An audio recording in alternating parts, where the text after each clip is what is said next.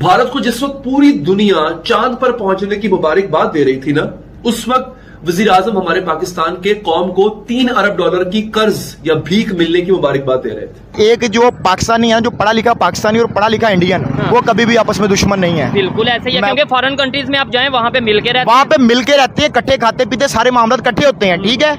और यहाँ पे नफरत फैलाई हुई है कि उसने वैसे कर दिया, और इस नफरत के पीछे क्या है? 1804 अरब रुपए का बजट जो उन्होंने स्ट्रगल किया है, दुनिया ने देखा है। इस पे मैं भी उनको सलूट मारता हूँ इस बात पे कि वो गए, उन्होंने मेहनत करी है। सारी दुनिया जमीन से चांद को देखती है, इंडिया चांद से जमीन को देखता है। मंगलयान 2 जा रहा है इंडिया का, जो मार्स का सेकंड मिशन इंडिया करेगा। उसके 2025 में गए तो गगनयान है, 2030 में स्पेस स्टेशन का भी उन्होंने अनाउंस की हुई है। ये नरेंद्र मोदी है, ठीक है, मैंने खुद देखी है, ये तस्वीर देखी है ना आपने? ये दिखा रहे हैं, देखो भाई हमारा मुल्क चांद पर पहुंच गया। ये सब शर्म के मारे डूब मरे हम सब। यानी भारत चांद पे पहुंच रहा है और हमसे, आपके सामने आपने नजारा देखा होगा, हमसे वो चेयर लिफ्ट तक नहीं पहुंचा जा रहा था। एक ऐसे वक्त में जब हमारे लिए 600 फुट की बुलंदी पर फंसी चेयर लिफ्ट से 8 जानों को बचाना मुश्किल तरीन मश्क बन गया था, एन उसी वक्त भारत चांद के कुतबे जनूबी पर उतरने वाला दुनिया का पहला और सॉफ्ट लैंडिंग करने वाला चौथा मुल्क बन गया। नरेंद्र मोदी का नाम लेने से क्या मसला? मेरी बात सुने, आज दुनिया उनकी तारीफें कर रही है, दुनिया मान रही है, दुनिया वो मान रही है। हम माने ना माने, वो तरक्की कर रहे हैं, वो चांद पर चले गए, हम क्या कर रहे हैं? आज चांद पर ही क्या करना है, जाके चांद पर कुछ भी नहीं है। हम उनसे आगे हैं, हमारे लोग उनसे आगे हैं। अच्छा। और हम बहुत सी चीज़ों ऐसी हैं जो जिनमें हम उनसे आगे हैं और इंशाल्लाह आगे रहेंगे। चंद्रयान 4 है, उसके अंदर जापान ने कोलैबोरेशन की अनाउंसमेंट हो चुकी है, वो इनका दोनों का। नमस्कार दोस्तों, आज सक्सेस के बाद सारी कंट्री भारत और इसरो को कांग्रेचुलेसन कर रहे हैं। भारत अब अमेरिका के स्पेस एजेंसी ने कहा है कि we are proud of ISRO, लेकिन इस सक्सेस के बाद दुनिया भर की निगाहें इसरो पर और भारत पर लगी हुई है, क्योंकि इसरो स्पेस एजेंसी एक अहम भूमिका निभाते जा रहे हैं। तो दूसरे हमारे चांद तक पहुंचने के बाद अब काफी बड़े बड़े मिशन लॉन्च करने जा रहे हैं। दुनिया भर के स्पेस एजेंसी, दुनिया के लोगों हमारे इसरो मिशन को काफी गहरे निगाहें से देख रहे हैं। इसको लेकर पाक मीडिया में क्या खबर है, आइए देखते हैं। एक मजे का वाकया बताता हूँ। जब ये परवेज मुशर्रफ और Rajiv Gandhi, I think so, उनकी आपस में मुलाकात हुई, उसके फौरन बाद मुंबई अटैक्स नहीं हो गए? मुझे ये बताएं, इनकी टाइमिंग्स बताएं। मुंबई अटैक्स होती है, इधर बातचीत शुरू होती है, इधर सरहदों पे लड़ाई शुरू हो जाती है। मुंबई अटैक्स हो जाती है। मनमोहन सिंह थे, राजीव गांधी, मतलब जो भी थे, लेकिन अब देखना, हमारे लीडर जब मिलके बैठे तो फिर यहाँ से मुंबई अटैक्स हुए, कारगिल हुई, ठीक है, ये सारी चीजें हुई।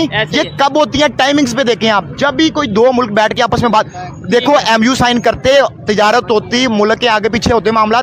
और हमारी तो तिजारत बड़ी आसान है जी, एक बॉर्डर खोलना है, एक बॉर्डर खोलना, जो कि हमने बड़ी अना में आके, ईगो में आके, मैं किसी को वो नहीं कर रहा कि पार्टी की तरफ से कि उसने किया इसने किया, पाकिस्तान की तरफ से जो सी ट्रेड बंद की गई, हमने कहा जी हम ट्रेड ही नहीं करेंगे इंडिया से, तो क्या नुकसान हो गया इंडिया को? इंडिया को तो कोई नुकसान नहीं है। इंडिया इतनी बड़ी मार्केट है, वहाँ पे तो चाइना चाहता है वहाँ पे मेरी चीजें बिके, यूनाइटेड स्टेट चाहता है वहाँ पे मेरी चीजें बिके। और मेरे देखें, मैं आपको सही बताऊं, एक जो पाकिस्तानी है, जो पढ़ा लिखा पाकिस्तानी और पढ़ा लिखा इंडियन, वो कभी भी आपस में दुश्मन नहीं है। बिल्कुल ऐसे ही है, क्योंकि फॉरेन कंट्रीज में आप जाएं वहाँ पे मिलके रहते हैं, वहाँ पे मिलके रहते हैं, इकट्ठे खाते पीते, सारे मामला इकट्ठे होते हैं, ठीक है। और यहाँ पे नफरत फैलाई हुई है कि उसने वैसे कर दिया, और इस नफरत के पीछे क्या है? 1804 अरब रुपए का बजट। ये फिर आप सख्त बातें कर रहे हैं। जिस दिन ये 1804, अब देखिए ना, अगर सुलह हो जाती है, हम किसी ट्रीटी पे साइन कर लेते हैं, आज पीस ट्रीटी पे साइन हो जाए कि 100 साल के लिए हम जंग नहीं लड़ेंगे, ठीक हो गया, 100 साल के लिए हम अमन के, अब 2 भाई सुकून से हम सायों की तरह रहेंगे, ऐसे ही है, ठीक है। तो मेरे बताएं, 1804 रुपए तो लोग सवाल उठाएंगे। बिल्कुल ऐसे ही है, वो कहेंगे हम इधर बॉर्डर पे बैठ के क्या करें। अच्छा, ये मुझे बताएं, बड़ी इंटरेस्टिंग सवाल है, कश्मीर के हवाले से बात करते हैं, चंद्रयान की तरफ आएंगे, लेकिन कश्मीर के हवाले से बात करते हैं। हमने हमेशा नारा लगाया, कश्मीर लेके रहेंगे, छीन के रहेंगे, ये करके रहेंगे। हमारे पास भी तो है हिस्सा, क्या कहते हैं हम वहाँ, हमने 75 साल किया। आजाद कश्मीर का जाके हाल देख लें, वो कश्मीर वालों से तो पूछो, वो हमारे साथ आना भी चाहते हैं कि नहीं आना चाहते। ऐसे ही मैं चाहता हूँ कश्मीर में रेफरेंडम होना चाहिए, बिल्कुल। कश्मीर इंडिया के साथ जाए, कश्मीर पाकिस्तान के साथ जाए, या कश्मीर अलहदा स्टेट बने, ठीक है, वो उसके पास उनके पास राइट है। हाँ, ठीक लेकिन है। अब मुझे ये बताएं, आपको लगता है कि जो इस टाइम सिचुएशन है वो हमारे साथ आना चाहेंगे? मतलब मैं कहता हूँ आपके साथ कोई भी नहीं आना चाहता। आपको इस बात का पता है कि आप जो पेंशनें देते हैं लोगों को और जो सरकारी मुलाजमों को तनख्वाहें देते हैं, उसके पैसे नहीं है आपके पास, ठीक हो गया, वो आप लोन ले रहे हैं। 1962 में ISRO का प्रोजेक्ट किया था, उसी साल जिस साल चाइना से जंग हारी थी इंडिया। तो इंडिया जब इतना गरीब मुल्क था, हमारे साहब, मैं क्या बता सकता हूँ, 1960s में, for a small and for a poor country to have such a rich vision is amazing ना। तो सोचिए आप 62 में ही सोच लेते कि हम स्पेस में जाएंगे। 75 में इंडिया का पहला वो सैटेलाइट गया, आर्यभट्टा। फिर उसके बाद 80s में India went, first cosmonaut India की तरफ से गए into space. So India has been pursuing space. ये कोई ऐसा फ्रीक चीज नहीं है, मतलब ये खुद चंद्रयान 3 है। चंद्रयान 1 गया, इसके बाद 2 गया, उसके बाद 3। So India has been doing this consistently. India ने कई सैटेलाइट्स भी लॉन्च किए हैं। So it continues to show के India, even when it was poor and even when it was behind the rest of the world, it had a big vision. Vision of greatness हमेशा था। So that is एक remarkable चीज के ना सिर्फ हम ये करके दिखाएंगे, हमें ये करना है।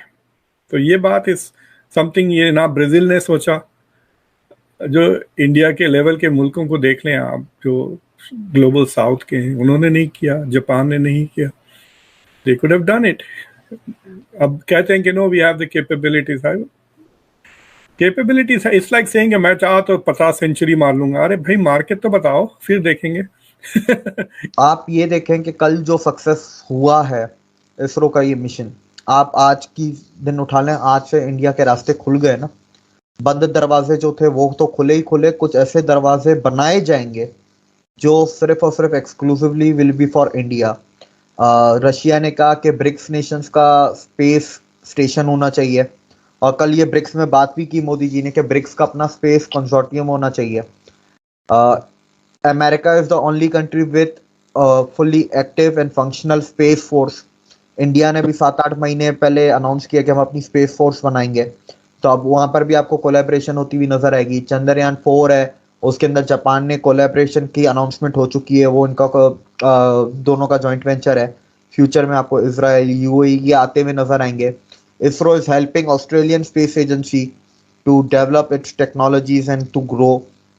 अगर आप इसरो के फ्यूचर के मिशंस देखें तो ISRO is gonna rule the world and it will change the dynamics of space economy plus geopolitics of space. अभी आप देख लें, आदित्य L1 है कुछ दिनों में, इंडिया का सोलर मिशन। उसके बाद इंडिया की प्राइवेट कंपनी अग्निकुल का प्राइवेट रॉकेट लॉन्च है। दिसंबर में निसार सैटेलाइट है जो नासा के साथ कोलैबोरेशन में है। अगले साल आप देख लें तो शुक्रयान है, वीनस का मिशन। उसके बाद चंद्रयान 4 है जो जापान के साथ है। इसके साथ आप मंगलयान 2 जा रहा है इंडिया का, जो मार्स का सेकंड मिशन इंडिया करेगा।